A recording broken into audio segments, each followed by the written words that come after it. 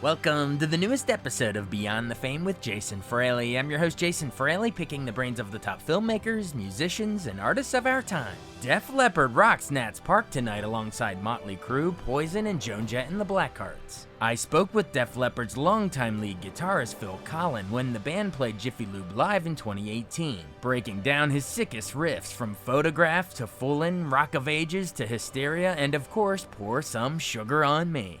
This is Phil Collen of Def Leppard, who's coming to Jiffy Lube Live with Journey. Hey, thanks so much for taking the time to join us, Phil. Absolute pleasure. Thank you. Awesome. Well, these two, it's going to be a show that you definitely don't want to miss. These are two massive bands of the, 70s, 80s, and beyond. It's almost hard to decide who's going to open for who with both of you guys. But what's it been like touring with Journey? Have you guys toured with them in the past, or is this the first time? We have. We toured in 2006, and it was so phenomenally amazing that we promised to do it again. And this is actually the first time we've been able to fit it in, both bands at the same time. So, we're really looking forward to that. If there's anything like last time, it'd be amazing. And, ticket sales suggest so, and just, the fact that everyone's got all these great songs that everyone can sing along to, it's just a really good night. It's amazing. Do you guys is there any combining on stage for some encores or anything? There was last time, I actually ended up joining them on stage, and I would go a couple of times at sound check and just jam with them because they're a phenomenal band. One of the highlights, we were sitting in this Saratoga Springs in upstate New York, and Jonathan came. We had all these adjoining dressing rooms, and we were like kind of all hanging out together. And he said, "I wrote Faithfully on that piano." Oh, wow. And then he got on it and he started playing it, and then we all started singing along. So it was before everyone started recording stuff, and I really wish I'd have had it because it was pretty amazing. All of Def Leppard and most of Journey all sitting around and singing. Then we done other songs. It was like, whoa, who's recording this? So hopefully we'll get to do that again. Wow. Well, yeah, the road is no place to start a family. Absolutely. Except you, I hear, are having a new addition. Tell us. Absolutely, yeah. Babe Jackson, a little boy, spelt with an X. He'd be around any second now. Yeah, he should be. He should be arriving, and hopefully before I get out on tour, because then I'd like to meet him. That's so awesome. Well, we can't. So many hits we'll be able to hear. But I just want let's remind some of our listeners, maybe even younger listeners, how you guys all came together. I know the band joined back in 1977 in England, sort of that British heavy metal wave. But you came on around I think 82. I know they had done like 2 albums before that had done pretty well in the UK, not as huge here in the US. And then when you came, you guys really took off. How much do you think your guitar skills sort of took them to the next level? Obviously everything, but no, I set you up for that. A combination of things. Mutt Lange, our producer, was really instrumental in everything. He was just an amazing visionary and an artist. He sings on all our stuff. He's incredibly done. The most successful AC/DC albums, he produced them, and obviously Shania Twain, who he was married to, Bryan Adams, The Cars. And, it was just incredible what he added and his concept for what the band was. And that was really exciting. That done it. And then MTV was in its infancy. So that really helped. So along with my, awesome guitar playing. But, yeah, just everything. We made a hybrid of rock and pop music. And Mutt Lange did. That was his idea. And it just seemed to work. It was right time, right place. We were all very... Rick Allen was still a teenager, and then we're blowing up on MTV, and you could actually see this band. So there was a lot of things, elements that made it work that all lined up at the same time. And obviously hard work and great songs and an amazing production really was part of it. We've kind of kept that trajectory going. I think that's why, while we're still around, while I can... again, I can still run around the stage at 60 years old better than I did when I was 25. So it's a lot of things going on. I love it. Take me behind the scenes of your first one with them, their third album, Pyromania, 1983. That sucker, that had what? Photograph, Rock of Ages, Foolin. Well, Foolin. Got to say it right. Absolutely. Take me. That must have been. To have 3 hits like that, not to mention all the other songs on the album. Take me into. That's your first sitting down recording with these guys. The first album. Do you remember when those 3 particular songs came together, or just memories of that recording that album? It was, for me, it was so perfect because, I came in as a lead guitarist. All the really heavy heavy lifting, all the rhythm guitars and grunt work had already been done. And, I joined the band, and Mutt Lange said, right, be a lead guitar player, get solos, and then he found out I could sing, so he had me singing on everything as well, the backing vocals, and just all the fun part. Like I said, I didn't write any of the songs on that record, so it was a great introduction. And then, when the next album rolled around, obviously I was writing on that was Hysteria, which was an even bigger album. So, it was a very exciting time, and like I said, there was so much going on. Our first gig was at a tiny club in London, the Marquee Club, which the Beatles, the Stones, Hendrix, and Sex Pistols, everyone had played it, and that it was a 400-seater club, and it went from there. And within a year, we ended up playing Jack Murphy Stadium, which was in San Diego, 55,000 people. So again, the trajectory was amazing. It was so just phenomenal. It was there was a lot of hard work went into it, but it seemed like it was a very fast-moving thing. And like I said, MTV had a lot to do with it and the current climate at the time. But we didn't look like other rock bands either. There was a definite difference. You could combine, say, it was more in line with how Duran Duran looks than, say, Iron Maiden or Judas Priest. And so that hybrid thing really had a lot to do with it as well. It's awesome. You mentioned Hysteria. I mean, I can't think of a more aptly named album for where you guys were in your career, because that was when the fans, it was going in hysterics at that point. Obviously, that was the title track, but the one everyone remembers that is still played at freaking clubs and colleges and weddings and everything today. Pour Some Sugar on Me. Take me into how so much of that is. I love all the double meaning innuendos. One lump or two. I mean, man, come on. I mean, all those songs from that era did it, but you guys shrouded that line pretty good on that song while making an eternal dance hit. I know what was interesting about it. We'd actually come to the end of the recording and of that album, and Joe Elliott was sitting in a corridor on the floor with an acoustic guitar, just strumming away and singing something. And Mutt Lange went, "What's that?" He said, "I don't know." And he said, "Just play that again." And 10 days later, we had the song finished.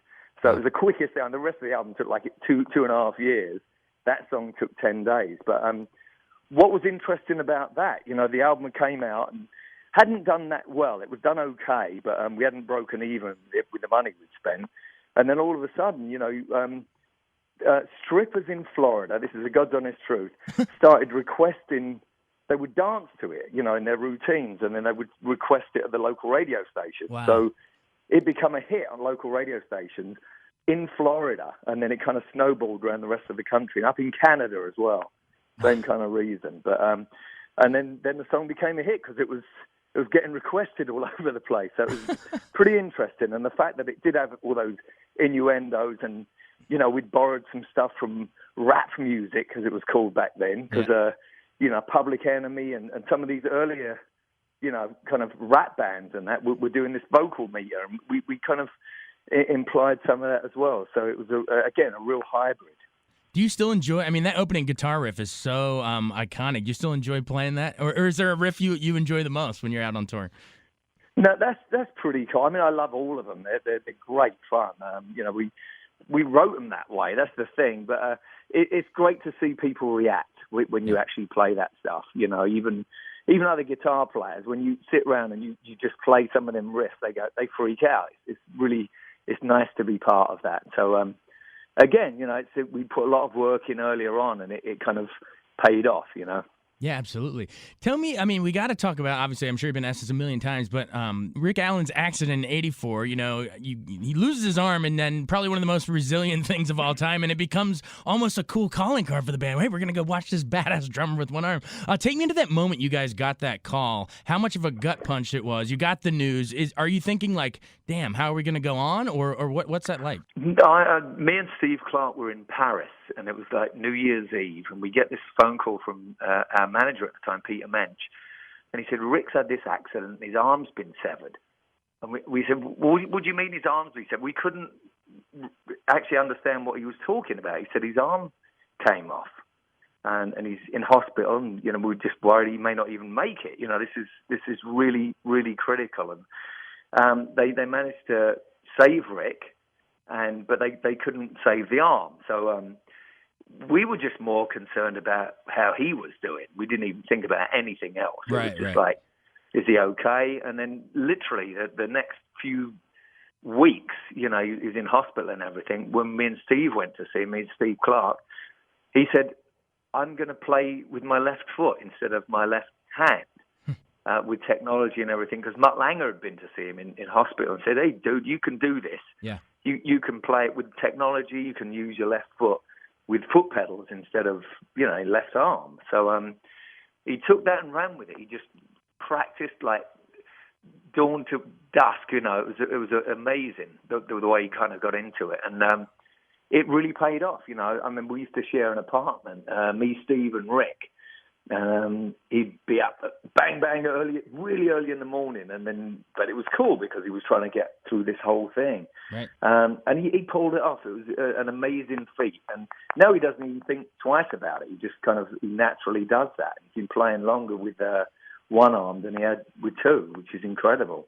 Yeah, it's wild. Well, I've just enjoyed to see, I think you, Rick, Joe, I guess Vivian, I think you guys have pretty much had the same lineup since about 92-ish. So, you guys have stayed around. Tell me about sort of your staying power. I know, I think Promises did really well in the rock charts in the 90s. And I remember personally, I'm a bit younger, but I remember hearing your X album come out as a brand new album when I was in college in like 2003 with Long, Long Way to Go. And I was like, wait a minute, wow. this is a new, you know what I mean? Like, wait, Def Leppard, I thought they were classic rock, and now they're putting out great new stuff. Just what's the secret to you guys sticking around so long? You just love being on the road, or you love the guys, or what is it? No, I think we've always got something to prove. We love doing this, and this resilience. I think we learnt it from our parents. My mum and dad, all of our parents actually. They were being blown up, in World War II. Right. In my mum and dad, I'm from London, and you'd have all these crazy stories, and there was all this resilience and kind of positive kind of affirmations because they'd been through all this. Joe's parents, going in the air raid shelters and all that. It's something we can't even.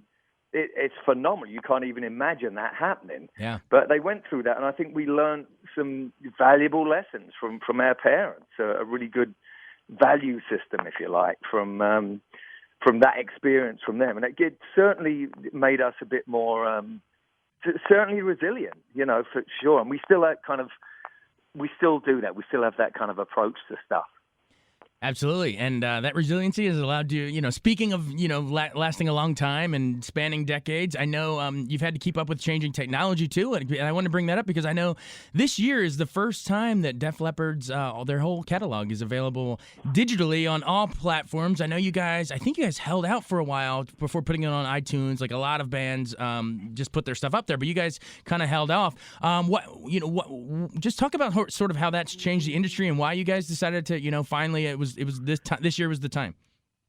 Well, we held out because we felt, one of us lost a limb, one of us lost their lives, right, and we'd spent millions of dollars and so much energy on all this stuff that it seemed only fair that we felt it had more value. I know everyone was just giving their stuff away, and we had a clause in our contract also, which we didn't have to do that, which was pretty amazing. So. We held out until the time was right, and until we re-signed with Universal Records, our label back in the day, and we're working with them. Great, that's all we wanted. We wanted to work with someone that was going to, do right by it. If we were out there every single year, we took 1 year off since I joined. That was 2010. Other than that, we've been working, even when it kind of wasn't so great. Back to that resiliency thing again, and we felt that it had value, and we wanted to work with someone who was hard working as us, and the label are at the moment. We love it. We love the new kind of partnership, and it's going great. So we're just waiting for that moment, really, and it's just been amazing. That people have the Def Leppard T-shirts, but they've never heard the band. Right. Yeah. So I think people can connect the T-shirt to the sound of the band. Absolutely. Well, you got the T-shirts. You got, Rock of Ages became the title of a Broadway musical and a movie. And obviously the songs. All this stuff is adding up, not to mention your guys' long duration. I want to see you guys get in the Rock Hall. What's it going to take? Better ask them, I have no idea. It's never been, we don't really care about that stuff, obviously, because we have the integrity to keep going. It's not really about accolades or just Grammy. We never had a Grammy. We've never even been nominated. They didn't even have a category when we were selling nearly 1 million albums a week, back in the 80s, which sounds amazing. And the fact that this band couldn't even get a Grammy nomination. So all of that stuff doesn't really bother us. It's more about making the music and just having a value system. Like I said before, we do have integrity. We love what we do, and we love our fans who love what we do. And that's what we feed on, and it really works well. We're inspired, and we're inspired by our fans and the way that our music sounds, and by each other. Like I said, it's really awesome to see Rick get up there every single day and just do that without even thinking about it. It's pretty amazing. That's awesome. Well, we're excited to come see the tour. Again, it's Def Leppard with Journey out at Jiffy Lube Live. Phil Collen, thank you so much. You've been really generous with your time and your answers, very in-depth. I've loved talking with you. Thank you so much. Well, thank you so much. That's really cool. I'm looking forward to it. Yeah, my daughter, my oldest daughter, lives in Virginia. She's in Virginia Beach, so sometime she'll be up there as well. So we'll see. It'll be fun. She gonna drive up and see the show? Maybe. Well, she's 13, but I hope not. Yeah, exactly. Yeah. We'll get her an advanced learner's permit or something. All right. There you go. All right, cool. Thank you so much, man. Pleasure. Thank you. All right, bye. Bye. Thanks so much for joining us on Beyond the Fame with Jason Fraley. Remember to hit the subscribe button and give us a 5-star rating if you like what you hear. We'll see you next time.